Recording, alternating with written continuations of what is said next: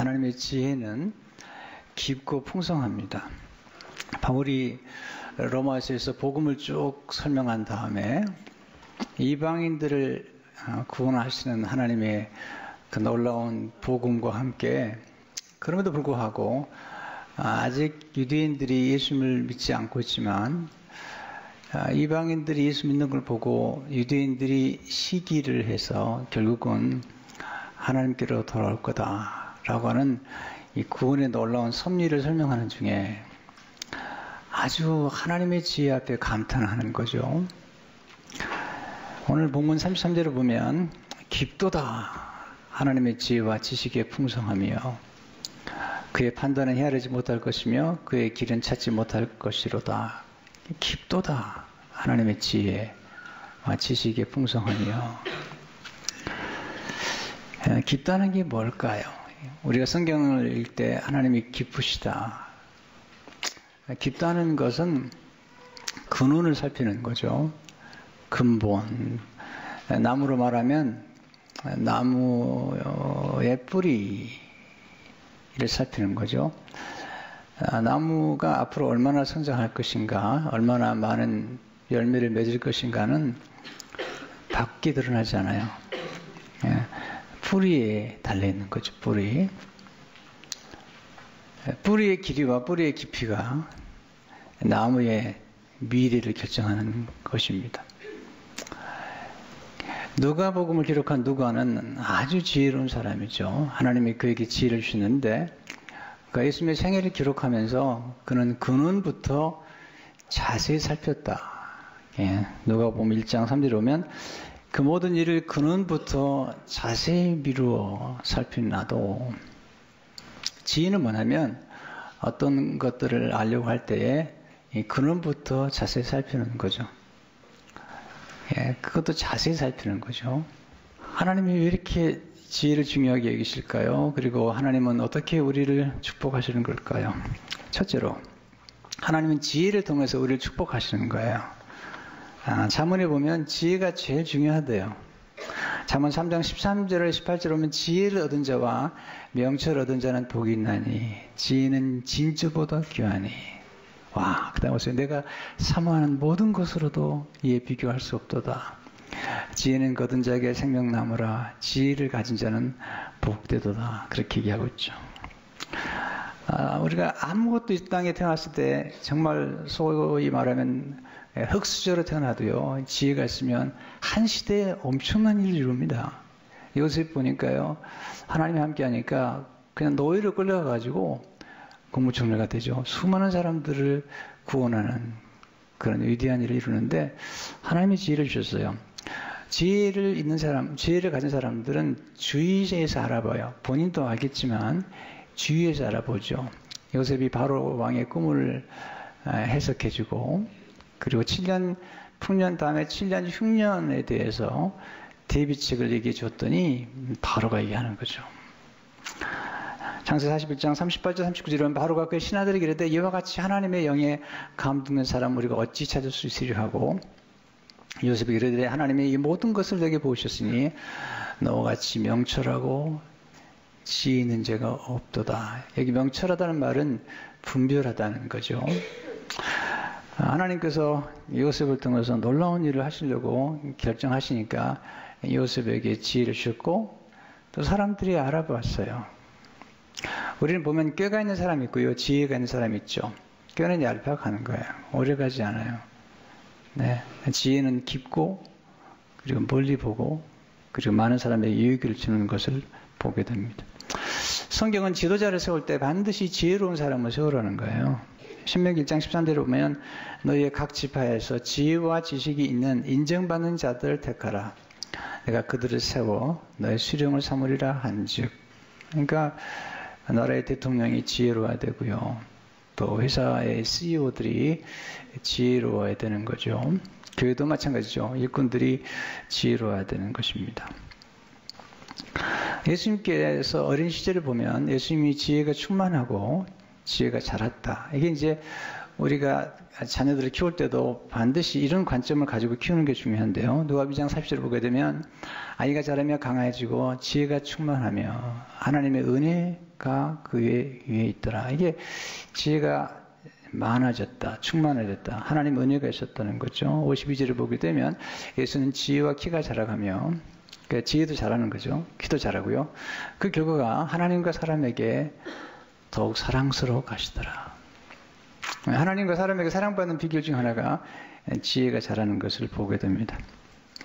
두 번째, 하나님 우리에게 지혜를 주심으로 사명을 완수하게 하시는 것을 보게 됩니다. 지혜와 함께 늘 따라다니는 단어가 하나 있는데 명철이죠. 사무엘상 6절을 보게 되면 대저 여호와는 지혜를 주시며 지식과 명철을 그 입에서 내시며, 이 명철하다는 단어가 굉장히 중요한 단어예요. 지혜와 함께. 영어에 보면 understanding이라는 말이 나오잖아요. 이해하다는 말이 understand인데, 이것은 아래 서서 under, 아래서 서서 보는 거예요.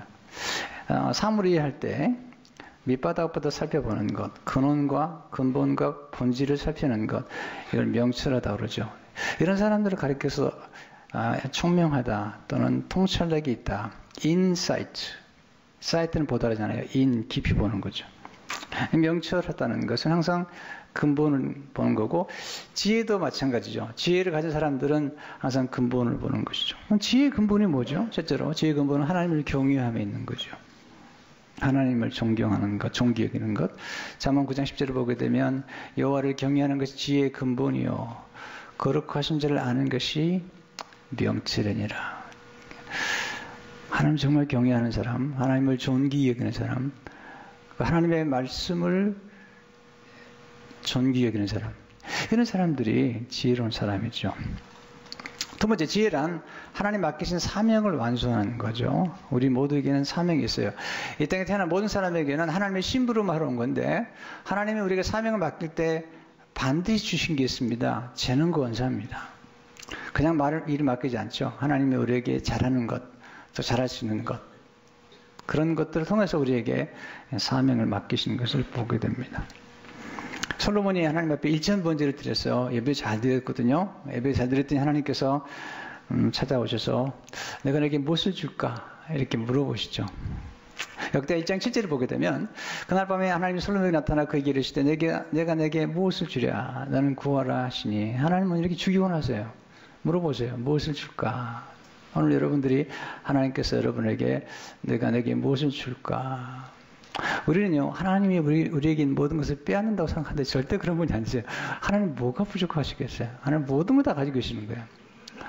우리는 가끔 오해하죠. 교생을 하면서 하나님이 내게 있는 것을 빼앗아 간다고 생각하는데 no, 그렇지 않아요. 여러분 삶을 정말 풍성하게 하시기 원하시는 거죠.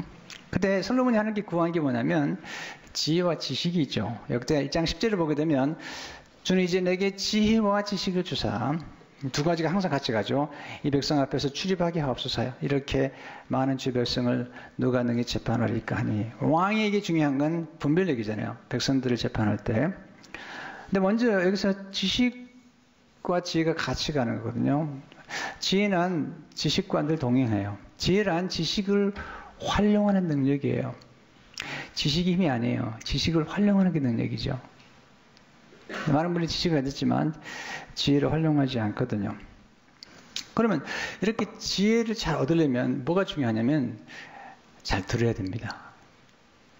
경청해야 되거든요.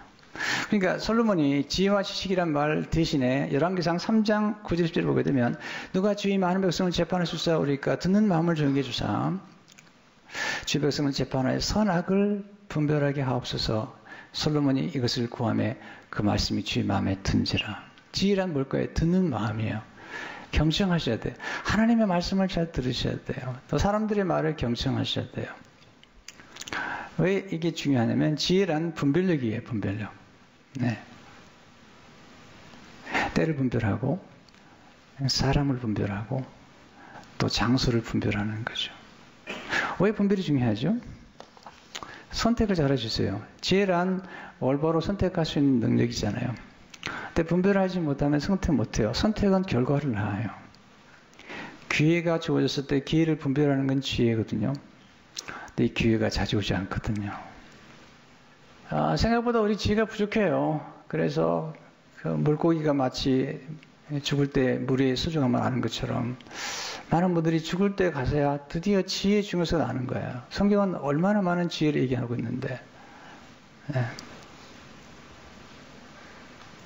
세 번째, 지혜를 얻는 법을 배우는 것이 지혜죠.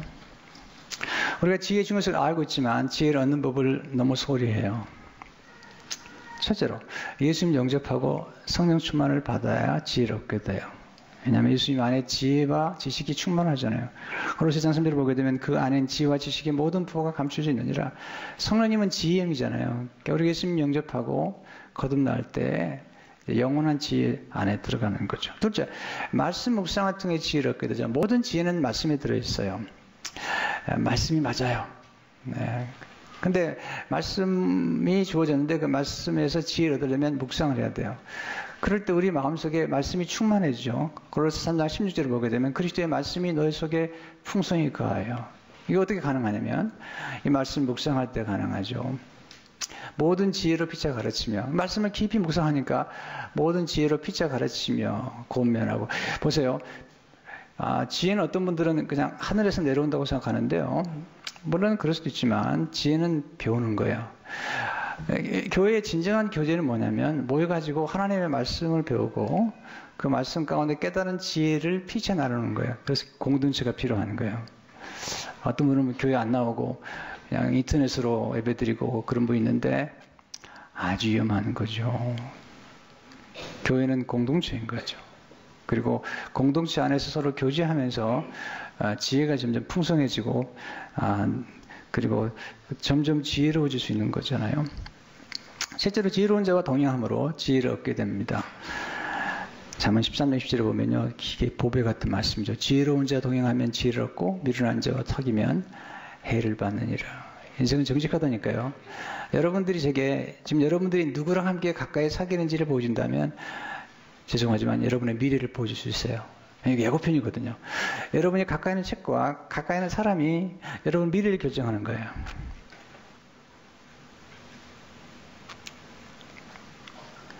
저는 이걸 너무나 많이 경험했거든요. 그래서 여러분이 물을 바꿔야 돼요.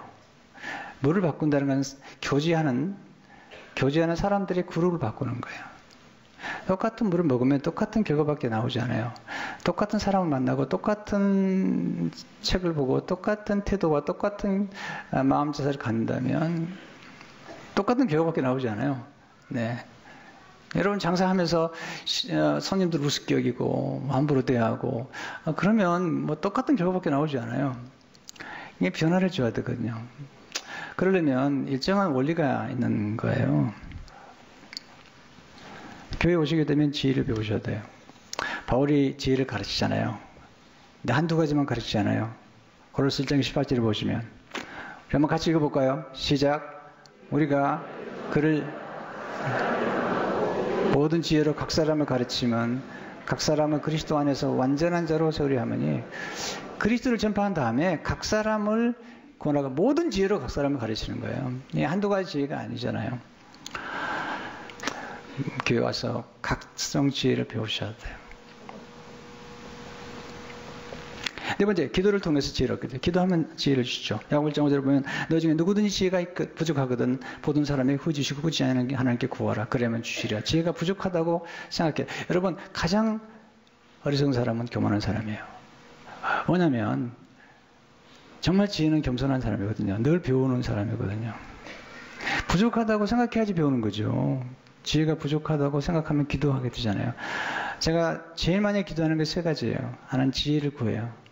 하나님 제게 지혜를 주십시오. 두 번째는 은혜를 구합니다. 노력만 가지고 되지 않아요. 세 번째는 능력을 구합니다. 내 능력 가지고는 안 되겠거든요.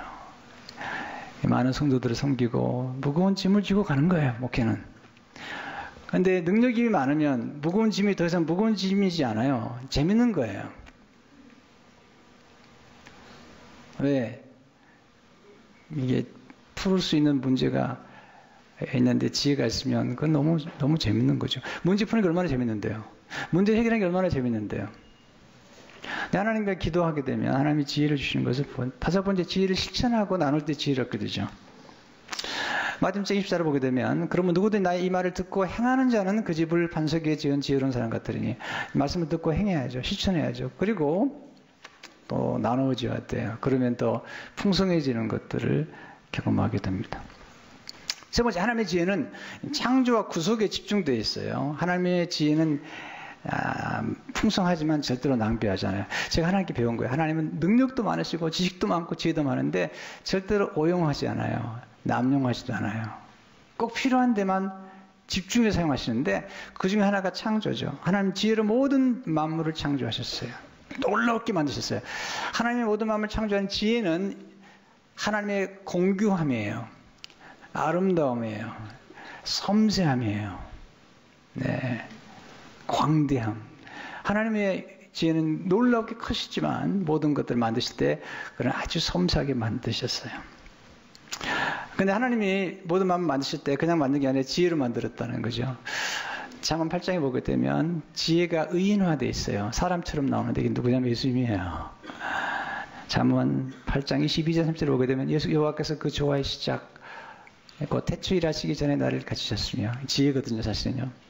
만세 전부터 태초부터 땅이 생기기 전부터 내가 세움을 받았나니 아직 바다가 생기지 아니하였고 큰 샘들이 있기 전에 내가 이미 났으며 산이 세워지기 전에 언덕이 생기기 전에 내가 이미 났으니 하나님이 아직 땅도 들도 세상 진토의 근원도 짓지 아니하셨을 때라 그 하늘을 지으시며 궁창을 해면에 두르실 때 내가 거기 있었고 그가 위로 구름 하늘을 견고하게 하시며 바다의 샘들을 힘있게 하시며 바다의 한계를 정하여 물이 명령을 거스르지 못하게 하시며 또 땅의 기초를 정하실 때에 내가 그 곁에 있어서 창조자가 되어 날마다 그의 기뻐하신 바가 되었으며 항상 그 앞에서 즐거워하였으며 하나님 모든 만물을 다스리는 지혜를 인간에게 주셨잖아요. 여러분 뭔가 다스리려면 지식과 지혜와 능력과 기술이 필요한 거죠. 여러분 분노를 잘 다스리시나요? 여러분의 감정을 잘 다스리시나요? 마음을 잘 다스리는 게 중요하거든요. 살아보니까 자기를 이기는 게 어렵고요. 마음을 다스리는 게 어렵습니다. 마음을 다스리는 항상 감정을 다스리는 거. 감정 가운데 가장 우리를 고통스럽게 하는 게 분노잖아요. 복수심 이런 것들. 섭섭함, 억울함 이런 것들. 그러면 어떻게 마음을 다스리냐? 간단합니다. 마음을 알아야 되거든요. 감정을 알아야지 내가 다스릴 수가 있는 거예요. 하나님은 지혜로 죄인된 우리를 구속하셨다는 거죠. 하나님의 지혜는요, 하나님의 공의와 사랑의 조화예요. 하나님의 공의로우신 분이기 때문에 죄를 보면 반드시 심판하셔야 돼요. 하나님 오미하신 분이세요. 근데 하나님은 또한 사랑과 긍휼이 많으셔서 죄인을 보면 사랑하셨거든요. 이 두 가지 딜레마죠. 이 딜레마가 십자가에서 이루어진 거예요. 십자가가. 하나님께서 우리의 죄를 심판하시기 위해서 우리의 죄를 예수님께 맡기셨어요. 그리고 예수님께 형벌을 내리셨어요. 그리고 하나님의 사랑으로 죄인은 사랑하신 거예요. 이게 십자가예요. 그래서 고린도서 1장 23절을 보게 되면 우리는 십자가에 못 박힌 그리스도를 전하니 유대인에게는 꺼리끼는 것이요 이방인은 미련한 것이로되 오직 부르심을 받은 자는 유대인이나 헬라인이나 그리스도는 하나님의 능력이요 하나님의 지혜니라. 놀라운 거예요. 여러분 이건요 이 복음은 이해가 안 돼요. 믿어야만 되는 거예요. 하나님이 우리의 모든 죄를 예수님께 맡기시고 우리의 과거와 현재와 심지어 미래의 지을 죄까지도 다 예수님께 맡기시고 우리 대신 형벌을 받게 하셨어요. 모든 죄는 한 번만 심판을 받게 돼 있어요. 두 번 받잖아요. 예수님이 우리 대신 심판을 받았다면 우리는 심판이 없는 거죠. 형벌이 없는 거죠. 왜냐하면 예수님께서 그만큼 받으 그리함으로 우리에게 하나님께서 은혜를 주셨고 거기서 끝난 게 아니죠. 예수님께 있는 것들을 우리에게 주신 거죠. 의로우심과 거룩하심과 지혜와. 그래서 고린도서 1장 30절을 보게 되면 너희는 하나님으로부터 나서 이게 근원이죠. 하나님으로부터 나와서 그리스도 예수 안에 있고 예수는 하나님으로부터 나와서 우리에게 지혜와 의로움과 거룩함과 구원함이 되셨으니. 그러면서 로마서 11장에 보면 이제 바울이 감탄하는 거예요. 와, 십자가에서 하나님이 우리 모든 인류를 이방인들을 구원할 수 있는 길을 제시하신 거죠. 우리 모든 죄는 하나님 예수님께서 가져가시고 우리를 신부로 삼으사 우리에게 하나님의 놀라운 은혜를 주셨다는 거죠. 또 하나는 예수님 오셨을 때 마땅히 유대인들이 예수님 유대인 오셨으니까요. 예수님을 영접해야 되는데 영접하지 않았기 때문에 이방인들이 예수님을 영접하게 된 거죠. 그런데 하나님께서 유대인들까지도 구원하기 위해서 이방인의 수가 차면 유대인도 구원하시겠다는 그 놀라운 하나님의 섭리, 하나님의 경륜, 하나님의 경륜을 깨달은 다음에 놀라운 감탄하는 거죠. 와, 하나님의 지혜가 깊도다. 하나님의 지혜는 만민을 구원하는 데 있죠. 하나님 요셉의 고난을 통해서 축복하시거든요. 여러분 기억하셔야 돼요. 하나님 우리를 축복하실 때 우리의 고난과 실패와 또 우리 형제들의 미움과 시기까지도 사용하셔서 구원을 주시는데, 요셉 아시잖아요. 요셉이 형제들이 그를 미워하잖아요. 결국은 애굽에 끌려갔는데, 요셉이 형제들에게 팔려서 애굽에 끌려간 다음에 거기서 하나님이 수많은 사람들을 구원하는 걸 보면서 깨달은 거죠. 와, 하나님의 지혜가 놀랍구나. 형제들이 나를 시기하고요, 내가 13년 동안 받은 고통을 통해서도 하나님 놀라운 구원을 주셨구나. 창세기 45장 5절을 보면 당신이 나를 이곳에 팔았다고 해서 근심하지 마소서, 한탄하지 마소서, 하나님의 생명을 구원하시려고 나를 당신들보다 먼저 보내셨나이다. 그 이유는 7절에 보면 하나님의 큰 구원으로 당신들의 생명을 구전하고 당신의 후손을 세상에 두시려고 나를 당신들보다 먼저 보내셨습니다. 큰 구원을 이루고, 이 뭐냐면 야곱의 아들 가운데 12아들 가운데 유다가 있잖아요. 그러니까 요셉이 그 유다를 살려준 거죠. 그다음 유다의 후손 가운데 다윗이 그리스도를 모신 거잖아요. 그래서 모든 만민을 구원하는 것들이 나타나죠. 그러니까 우리가 하나님께서 우리에게 주신 모든 사명, 모든 축복, 여러분들이 지식을 주셨든 지혜를 든 모든 것 통해서 하나님께서 궁극적으로 이루신 게 뭐냐면 하나님의 구원이에요. 네, 이걸 잊지 말으셔야 돼요. 여러분들이 뭐 어떤 축복을 받았든 간에 궁극적인 하나님의 관심은 구원이죠. 그래서 다니엘서 12장 3절에 보면 다니엘이 지혜 있는 자는 궁창의 빛과 같이 빛날 것이요 많은 사람을 오른대로 돌아오게 한 자는 별과 같이 영원토록 빛나리라.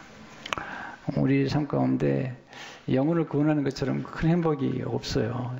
기억하셔야 됩니다. 하나님이 모든 주권을 가지시고 우리에게 모든 걸 주시고 그 모든 것들을 하나님께 다시 올려드려야 돼요. 네, 근데 이건 안 하는 것 같아요. 근원에서 왔고 근원으로 돌아가는 거죠. 이야기를 오늘 본문 11장 36절에 이렇게 말하고 있는 거예요. 이는 만물이 지옥에서 나오고, 네, from him, 주로 말미암고, through him, 주에게로, to him 돌아감이라. 그에게, to him 영광이 쇠세 있을지어다. Be the glory forever. 아멘. 이게 왜냐면요, 하나님이 우리가 태어났을 때 우리는 아무것도 가지고 태어나지 않았어요. 우리 다 받은 건데요, 그걸 하나님께 올려드리는 거예요. 아니, 인정해드리는 거예요. 하나님, 모든 게 하나님께로 왔습니다. 욥이 모든 걸 다 갑자기 잃어버렸을 때 주신 이도 여호와시오 거두신 이도 여호와신 여호와께 찬송을 받을 것이라고 이렇게 감사했더니 나중에 더블로 하나님께서 부어주세요. 더블. 우리는 착각하잖아요. 내가 똑똑해서. No, 아닙니다. 아무리 봐도 하나님의 은혜와 신비입니다.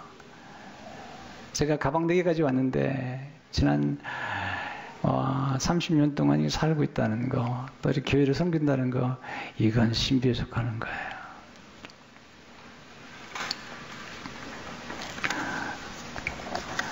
근데 우리 질문 하나 하죠. 우리 모든 죄를 다 가져가시고 우리가 과거에 지은 죄, 또 앞으로 지은 죄, 또 앞으로 지을 죄까지 다 용서를 받았다면 우리는 마음대로 살아도 되네요. No, 그렇지 않아요. 그런 건 아니에요. 그건 무법자예요. 그렇지 않아요.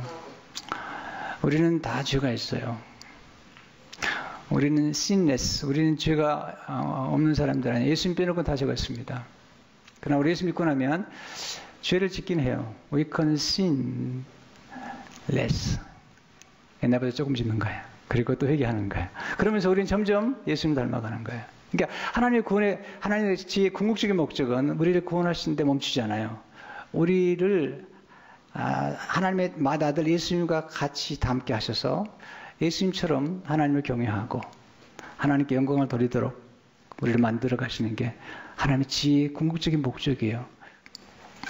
거듭 하나님께로 돌아가세요. 참된 지혜는 원천 대신 하나님께 머무는 능력이죠. 그런데 성경은 이 모든 지혜를 교회를 통해서 알겠다는 거예요. 에베소서 10절을 보세요. 이는 이제 교회로 말미암아 하늘에 있는 통치자들과 권세들에게 하나님의 각종 지혜를 알게 하려 하심이니. 누가 교회가 필요 없다고 그랬어요? 누가 교회를 폄하하세요? 여러분, 교회는 그리스도의 몸이에요. 교회의 머리는 그리스도시에요. 여러분들이 하나님을 떠나면 지혜의 원천을 떠나버리는 거예요. 교회처럼 영광스러운 게 없는 거죠. 교회가 아니면 지혜의 원천 되시는 하나님 만날 수가 없는 거예요. 성도 여러분, 지혜가 중요합니다. 지혜도 잘하고 충만해지는 것입니다. 나이가 자란다고 지혜가 자라는 게 아니에요. 네, 저는 나이가 자라면 지혜가 자라는 줄 알았는데 제가 이제 나이가 좀 들어보니까 그렇지 않아요. 네, 기도해야 돼요. 그리고 지혜로운 자와 동행해야 돼요. 하나님과 동행해야 돼요. 그리고 하나님 말씀에 순종하면 지혜를 얻게 돼요. 우린 너무나 예수 믿는 사람들이요, 옛날에 보면 무식하게 믿어요. 덮어놓고 믿는다고. 목사님 덮어놓고 믿어야죠. 아닙니다. 펴놓고 믿으셔야 됩니다. 그리고 근원부터 자세히 살펴가면서 믿으셔야 됩니다. 저는 여러분들이 정말 똑똑해지기 원하는 거예요. 대충 똑똑하니까 교만한 거예요. 정말 똑똑해 보세요. 교만할 수가 없는 거예요. 하나님의 정말 놀라우심을 발견하게 되면 무릎 꿇을 수밖에 없는 거예요. 하나님을 의지하는 가운데 참된 지혜를 얻어 여러분의 생애가 풍성해지시길 주의 이름으로 축원합니다.